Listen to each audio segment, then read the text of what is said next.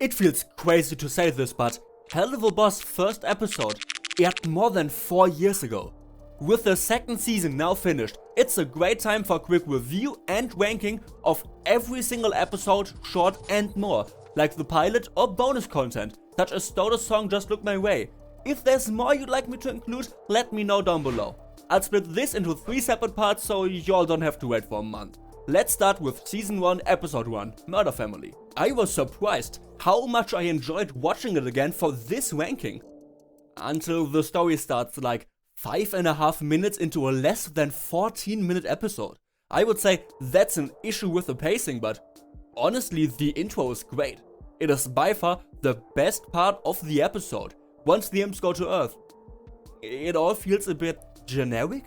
We've gotten so disconnected from what I.M.P actually does that a story purely about their job feels super weird now. Them having to deal with humans seems so trivial when switching from Season 2 back to 1, and the humans themselves do not help. I don't care for the Murder Family in Murder Family. Also, them being murderous is supposed to be a twist. Why is the plot twist the name of the episode? What a weird decision. In general, I'm a bit confused by this one. The intro focuses on I.M.P's client instead of their target, so the only thing we really know about Martha going into the story is how she presents herself as perfect while loving to cheat on her husband. So her turning out to be a cannibal satanist or something just kinda happens. We know her perfect demeanor is a facade. That is pretty much the main thing we learn about her, so it isn't shocking. It isn't dramatic, it just kinda is. And like the creators of South Park once said as writing advice, we can take these beats, which are basically the beats of your outline, and if the words "and then" belong between those beats, you're f***ed. It's a fun episode to watch, but the first half of the season is a lot easier to enjoy if you completely shut off your brain. Otherwise, things like the M&M's power level being whatever the plot needs right now is incredibly distracting. Episode 3, Millie defeats a ginormous kaiju in 15 seconds. Episode 1, my only weakness, an empty glass bottle? Yeesh. And it's not only the imp's power level that's all over the freaking place, the tone is too. We keep switching between horror and action. Alright, I like Resident Evil 2, I don't mind that. But we also keep switching between horror and comedy? Vivzy Pop knows that Scream and Scary Movie are in fact 2 different movies, right? That is obviously a dumb idea. When you laugh, you aren't scared, and when you're scared, most of the time you don't feel like laughing. It is objectively a badly written episode, but it's kind of fun to watch. Like the song at the beginning, it's not that memorable, but very enjoyable. It was a lot better than I remembered, but still, just kinda there. Having issues? Like me at family reunion. C.h.e.r.u.b.s. Hey, that was a dumb joke. If it made you laugh anyway, please a like and leave a sub. If it made you cringe, I don't know. Make my comment section look like a League of Legends team chat. Please don't do that. Loo Loo Land. Oh my god, baby Octavia is so cute and fluffy. I normally hate children, but I wanna hug her so badly. Stoda is dedicating what is to this day the best Helluva Boss song to her does not help. If you've watched the Snooze Fest, that are my quote-unquote old Has-Been Hotel reviews that I really need to redo, you know that I actually love the Has-Been Hotel soundtrack. Helluva Boss, on the other hand, it's rough, dude. The show's songs fall into 3 broad categories. Ew, what, this episode had a song, and then there are like 3 or 4 actually good ones, and I can only think of 2 right now. The other one being in Aussies, the most beloved episode of Season 1, but Loo Loo Land is not that far behind it, which is really interesting to me. Even in the first half of Season 1, in which 3 out of 4 episodes are about I.M.P being Hitman, the one beloved episode is the one that focuses on personal drama, while the other 3 consistently make up the bottom of everyone's ranking. Loo Loo Land was a very early step into the right direction and might be the most well-written episode of the entire show. It has character development, drama, action, and comedy, with all of these different aspects working together instead of against each other, as they tend to do a lot of the time. A big part of why it works is that the show realizes it has multiple characters. If a person like Octavia is currently depressed and mad, she won't be in the mood for a joke, and when we see her being sad, we also don't want her to make a joke or laugh at her. Something that the show seems to have forgotten is that not every single scene has to include every single emotion. We don't need the depressed person to be funny, and we don't need the threat to be comic relief. They can be funny, as long as they are still treated seriously, but I'm not scared at a person I'm laughing or even cringing at. A scary antagonist should be allowed to be scary? If you want more emotions that don't fit the characters on screen right now, you are allowed to have a B-plot for that. As long as you don't interrupt an important scene or destroy the build-up tension, that is absolutely fine. It is shocking that Loo Loo Land, which is shorter than every single part of Season 2, is the one episode where I never, for a second, felt like a single story element was rushed. It has amazing parts. They get even better when combined, and the emotional climax with Octavia and Stolas is one of my favorite moments of the show. Instead of a promise to always be there for his daughter from now on, which would feel quite empty on rewatch, we see that Stolas is in pain. He is trying his best, but that isn't enough in this case. I don't like meaningless, consequence-free, big emotional scenes. If they are emotional, they should be earnest.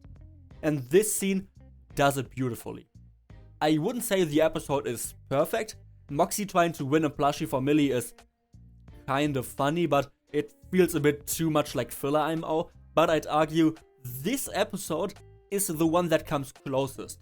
Even more than Aussies, but more about that later. Oh, and Blitz setting the circus and Robo Fizz on fire makes this story even more interesting on rewatch. Clear S tier. I cannot say the same about Spring Broken, but gotta admit, I was surprised at how much fun I was having watching it again, after a pretty long time of ignoring it. It is quite forgettable. Nothing important happens. You could argue Verosika's introduction, but every single time she's on screen, it's about her being Blitz's ex and how they were in a shitty relationship. They make that very clear. Maybe you'd argue human disguises, but they aren't set up. Luna just has one. The Succubus/Incubi and Tex just have one. You won't get any worse of an introduction to a recurring story element when skipping this episode. It is very enjoyable though if you set your expectations to turn off your brain and watch a sitcom mode. Whenever I watch season 1, I am once again surprised at how different the first half of it is compared to literally everything else. Episode 1, 3, and 4 feel more like a workplace comedy, which is so detached from the rest of the show. I think it works pretty well for this episode though. It has funny quips, great dynamics, the M&Ms really carry this episode, and it's easy to digest. But this does give it the vibe of being an episodic story in a progressing overall narrative. Or to put it simply, it's a good filler episode, but it is a filler episode. The continuity being weird to say the least does not help. Like, what's going on with Luna? She just has a disguise. Not all Helens have them. The imps were shocked when she revealed she has this ability, and she can sniff out people from a list of names who then glow at for her. Y'all, can we agree that that's kinda dumb?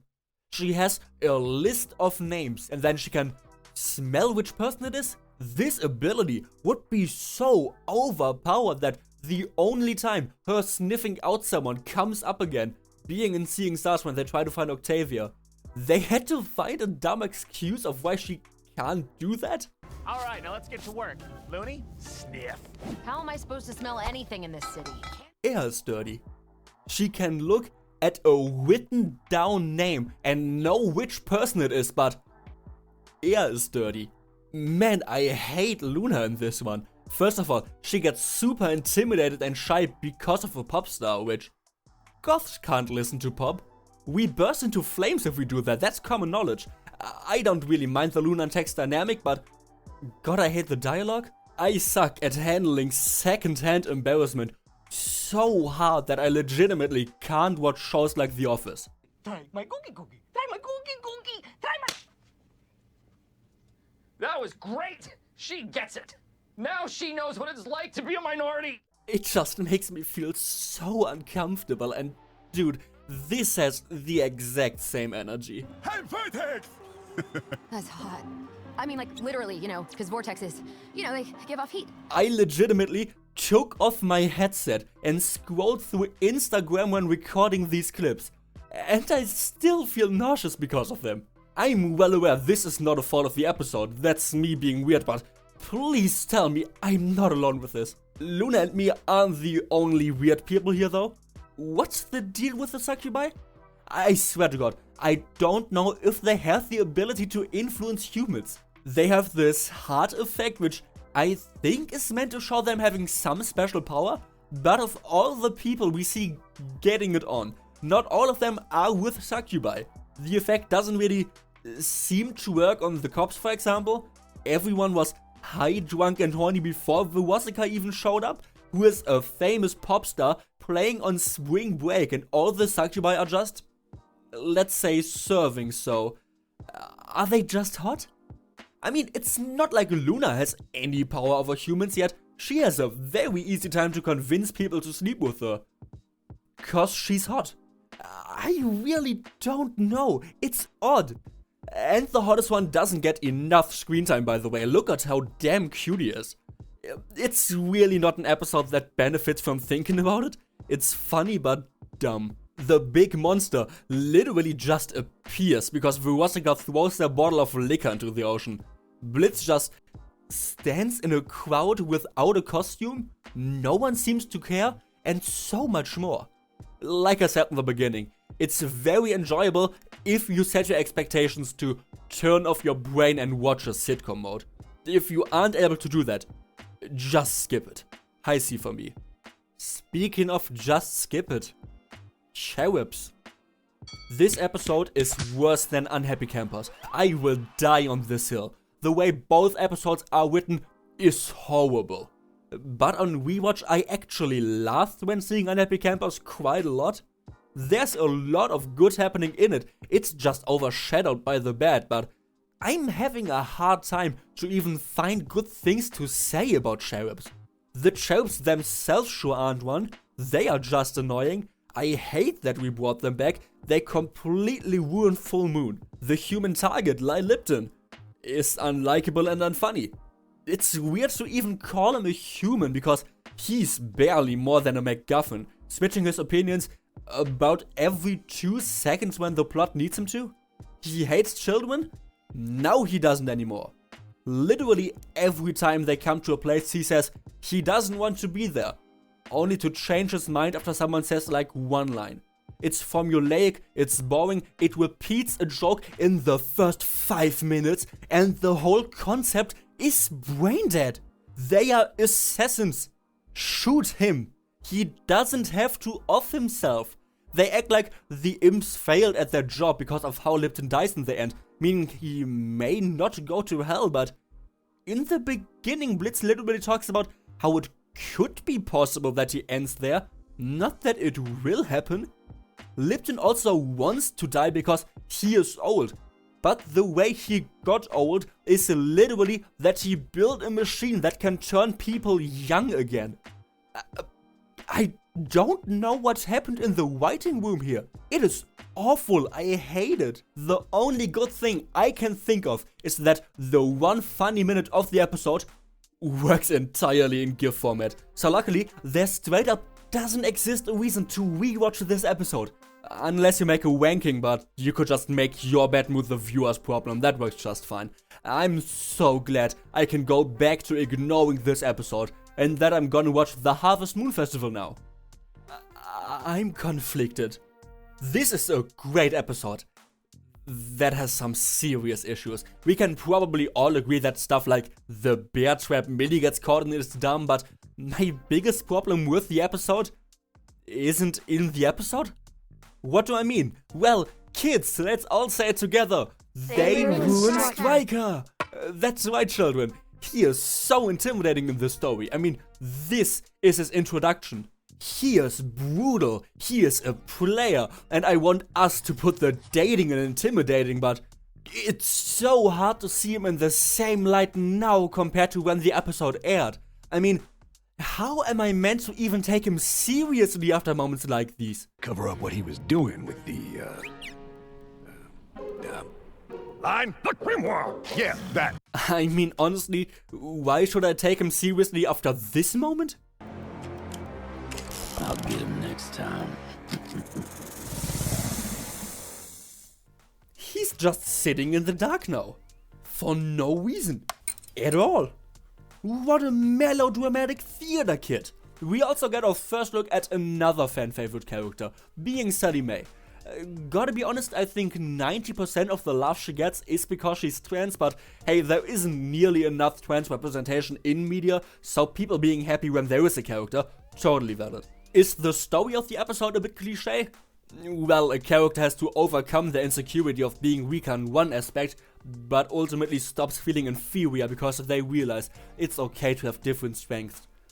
Yeah, I mean, that's literally the plot of High School Musical. I think, I can't remember, but the chance that I'm right is about 80%. I don't mind that it has been done before, this episode does it well. It's entertaining to watch, and they use this opportunity for effective world building. While the Harvest Moon Festival used to be one of my absolute favorites, it really suffers from Striker being turned into a joke. And there are some moments I quite dislike. I can't even express how dumb Millie getting caught in a random bear trap that's just laying around is, so I'll bump it down to a B. Time to go from B straight to S now, right? After all, Truth Seekers is the highest rated Helluva Boss episode to this day. Well, no? I never understood this rating. Why does it have 9.1 stars? In general, the IMDb ratings are all over the freaking place. It has nothing to do with quality, they are all vibe based. Don't get me wrong, I like Truth Seekers. Hate the name, my German tongue can't pronounce it, but good episode. I'm not arguing that it's F tier instead of S, but it should be A at best. It has some very memorable scenes. The fight is amazing, the exploration of Blitz and Moxie's relationship makes this whole show feel much more special, and it's the first and last time so far we've seen Stolas really unleash his power. But these moments are connected in ways that can get quite silly. Think of the intro. The dog agent's exposition dump to apparently no one in the room about the imps, who randomly, by pure chance, just happen to be at the same place. I'm sorry, isn't this part of why everyone hates the Barbie Wire subplot in Unhappy Campers? Blitz finds Barbie Wire at a place where randomly, by pure chance, the other imps just happen to be? Or how about Blitz's drug-induced inner monologue that just straight up tells us Blitz has the problem of pushing away his friends? Yet you still shove away anyone who gets too close until they resent you. Something we've never really seen before, only so we can have an emotional moment. I don't think it was always the plan to recontextualize the scenes of him ignoring his friend's boundaries or him being a shitty lover this way. We never had a sign of any type of deeper meaning behind these actions before. He simply was a funny yet massively overbearing friend. Even in the next episode, Aussies, he stalks the M&Ms, but tries not to be seen by them. That's not him pushing them away, he's just awful with boundaries. And remember that, unlike Hasbin Hotel, Helluva Boss, especially early on, was kinda just making stuff up on the spot. All of this gives it the feeling of the writers trying to force a new motivation into his previous actions. And it works a lot better than I make it sound right now. Besides this time. Even a small detail in the background, like showing Blitz's apartment, in which he crossed himself out of all the pictures he's in, would have been enough to sell this, but the way it actually is, it comes a bit too much out of the blue IMO. There are also just some plain weird things. For example, during the big fight scene, the camera keeps spinning around, showing the whole room. But everyone besides the one or two important characters and the agents directly attacking them just disappear every time? Good episode, great moments, but it's held together by duct tape and dreams. Hi B, don't really get the hype. Of course I can't say the same about Aussies though. It may not be the highest rated episode, but I'm pretty sure it's still the most beloved. Perhaps this changed with Mastermind, but I sure hope that isn't the case. You don't need me to tell you that Aussies is both beautiful and heartbreaking. Back on the Loo Loo Land section, I said that Aussies doesn't come quite as close to perfection as Loo Loo Land does, and while I stand by that, not by that much, and I'd be kidding if I said its emotional effect wouldn't be much greater. A moment between two main characters, and yes, since I'm ranking all these episodes in retrospect, Stolas now is a main character, will always feel more important than one between a main character and a side character, even if it's Stolas and his daughter. In general, this is one of the few episodes that actually benefits from the existence of Season 2. That's because I only really have 2 complaints about this episode, and both used to be much worse without new content. When this episode first aired, some people were confused that Blitz and Stolas actually had feelings for each other. At the time I wasn't one of them, but after having watched the whole season in a few days, yes, they were right. They like each other? We never made that clear before. The closest we ever got is Stolas being very protective of the image in Truth Seekers. But you know, if you get in trouble, I get in trouble. We don't want that. Just like we can easily do it here, every single example of Stolas showing Blitz any kind of affection can be explained away this way, and it doesn't even happen the other way around, which is reflected in Aussies. The second complaint I have is just like in Truth Seekers, where we said, oh yeah, Blitz pushes away his friends because he is scared of intimacy. We never had a big sign of Blitz's inferiority complex either. We can find moments where we are now able to say, maybe they tried alluding to it? That's pretty impressive, sir. Oh, yeah, it is. I guess it is, isn't it? This episode is phenomenal at portraying and dealing with issues. But bothering to even set any of them up? Computer says no. And yet, we all know it deserves an S anyway. These, I know, very important points of criticism are about an episode which is so good that it can only knock my rating down from a 10 out of 10 to a 9 out of 10. I can't even pick a single scene as a reason for why I hold it in such high regard. You can skip to a random point in the story and the tone will fit perfectly. You will experience the same feelings as the characters. When Moxie sings a song for Millie, you'll be happy for them. When Asmodeus and Fizz interrupt, you'll feel Moxie's uncertainty, and it's the same with Blitz and Stolas. While I do believe that Loo Loo Land is slightly better written, Aussies definitely has the greater viewer experience, which actually improved even further with the release of Queen Bee, a criminally underrated episode.